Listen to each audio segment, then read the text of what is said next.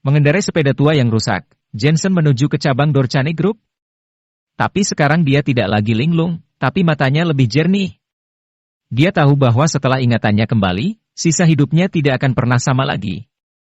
Tidak lama kemudian, Jensen tiba di cabang Dorchane Group memarkirkan sepeda tuanya di gerbang dan memasuki perusahaan. Jensen kembali menjalani prosedur pengunduran diri. Banyak karyawan perusahaan memandang Jensen dengan simpati di wajah mereka. Jensen ini terlalu bodoh, tidak tahu bagaimana berperilaku, benar-benar menyinggung Menier. Hal yang paling menyedihkan adalah, Jensen berkontribusi untuk perusahaan cabang Dorchane mendapatkan pesanan besar. Tapi itu semua direbut. Hehe, Jensen, kamu di sini. Saat ini, terdengar suara dari belakang. Itu adalah Donnie dan Menier Max. Mereka baru saja datang bekerja. Jensen melirik mereka dan tidak mengatakan apapun. Anda dipecat, bukankah sudah jelas? Saya katakan, Anda memang menandatangani pesanan, tetapi sekarang menjadi milik saya. Mulai hari ini dan seterusnya, saya akan menjadi karyawan tetap dan calon manajemen. Saya akan dipromosikan menjadi supervisor dalam 3 bulan. Hahaha. Donnie sangat bangga. Wajar jika kamu memecatku atau aku memecatmu saat kamu keluar untuk bekerja. Jawab Jensen. Sekarang ingatannya kembali, dia sama sekali tidak peduli dengan perintah ini atau pekerjaan ini. Melihat Jensen tidak marah, Donnie sedikit kesal. Kamu sombong, biarkan aku memberitahumu, jangan berpikir kamu dapat mencari pekerjaan lain setelah keluar dari perusahaan cabang Dorchane. Dalam industri ini, paman saya mengenal orang. Selama dia mengatakan sesuatu, tidak ada perusahaan yang menginginkanmu. Apalagi aku dengar kamu sudah menemukan istri yang cantik, tapi sudah setahun kamu nganggur di rumah. Ketika Anda terus menganggur, istri Anda cepat atau lambat akan menceraikan Anda. Menier batuk tenggorokannya dan berkata dengan sungguh-sungguh, Jensen, saat kamu bekerja di masyarakat, kamu harus belajar mengamati situasi, terutama saat menghadapi pemimpin. Apakah Anda melihat lantai ini?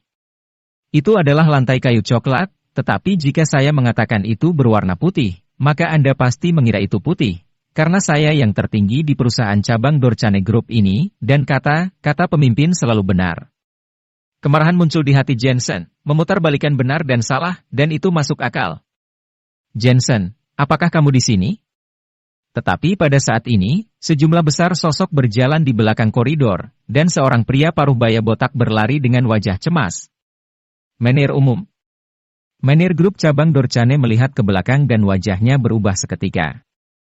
Dia dengan cepat berlari untuk menyambutnya. Menier Max, apakah kamu tahu siapa Jensen? Pria paruh baya botak tidak peduli lagi dengan keagungannya dan buru-buru bertanya. Jensen sedikit mengerutkan keningnya. Dia tidak mengenal Menier umum, tetapi sebaliknya, dia melihat pasangan itu kemarin. Kedua orang ini tampak cemas. Jelas bahwa sesuatu telah terjadi pada gadis muda itu. Namun, setelah melihat mereka, Jensen juga sangat kesal. Kemarin, dia cukup baik untuk menyelamatkan orang, tetapi wanita itu terus memarahinya dan menghina dokter dengan uang. Jika bukan karena ingatan Jensen baru kembali dan tidak sempat memperhatikan mereka, ia pasti sudah berdebat dengan nona ini. Menier umum, ini Jensen. Menier Max. Menier Group cabang Dorchane. Berpikir jika Jensen telah membuat masalah besar. Ia berkata dengan marah. Jensen, kesalahan apa yang kau buat lagi? Anda benar-benar membuat marah Menier umum. Ayo cepat meminta maaf. Saya melakukan kesalahan. Kemarahan di hati Jensen belum hilang, dan ia sekali lagi dirangsang. Kau adalah Jensen. Cepat, selamatkan nona muda. Wajah pria parubaya botak itu jelas lebih santai. Dia akhirnya menemukannya. Dia baru saja selesai sarapan dan bersiap untuk bekerja di perusahaan, tetapi dia tiba-tiba menerima telepon. Yang terpenting, pihak lain adalah Ketua Dorchane Group Pusat, yang mengejutkannya. Ketua memintanya untuk mencari seseorang bernama Jensen. Dia bahkan tidak menyelesaikan sarapan dan segera datang ke perusahaan untuk mencari seseorang. Itu kamu, cepat, ikuti aku untuk menyelamatkan nona muda. Kemudian Nyonya Lena juga mengenali Jensen dan ingin menarik Jensen pergi. Tidak ada waktu, saya akan menjalani prosedur pengunduran diri. Ucap Jensen dingin. Dia tahu bahwa jarum perak di tubuh gadis itu pasti telah dicabut. Bukankah dia menyuruh mereka untuk tidak menariknya keluar? Prosedur pengunduran diri apa, Jeremy? Cepat selesaikan masalah ini, kalau tidak, aku ingin segera memecatmu dari manajer umum. Nyonya Lena marah dan cemas. Dia menatap pria parubaya botak itu dan berkata, Jensen, pengunduran diri apa? Anda tidak perlu mengundurkan diri.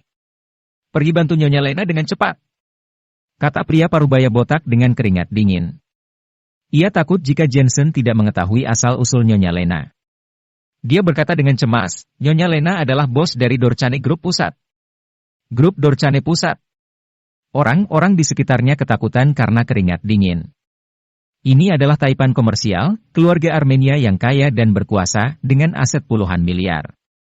Grup ini mengoperasikan logistik, pakaian, real estate, dan semua jenis industri. Raksasa seperti itu, gerakan satu jari, perusahaan pakaian mereka akan ditutup. Itu adalah induk perusahaan sedangkan mereka adalah hanya salah cabang perusahaan kecil.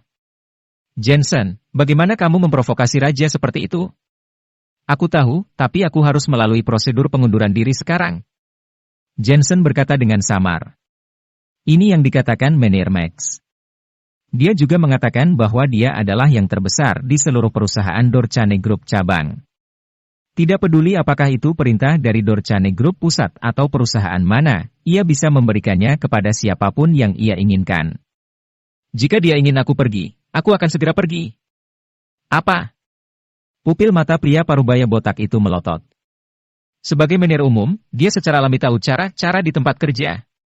Jika lain waktu, dia tidak akan repot-repot memperhatikannya, tetapi bagaimana dia bisa melakukannya sekarang?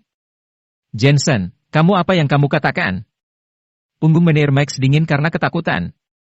Donnie, yang bangga pada dirinya sendiri sebelumnya, juga merasa lemah di kakinya. Manajer Max, Anda akan pergi ke Departemen Keuangan untuk menyelesaikan gaji Anda nanti. Anda tidak perlu pergi bekerja besok. Ngomong-ngomong, keponakanmu juga ada di sini, bukan? Kamu tidak perlu pergi bekerja besok. Pria parubaya botak itu juga seorang manusia. Mengetahui waktu seperti ini, dia hanya bisa melindungi diri sendiri. Manajer umum.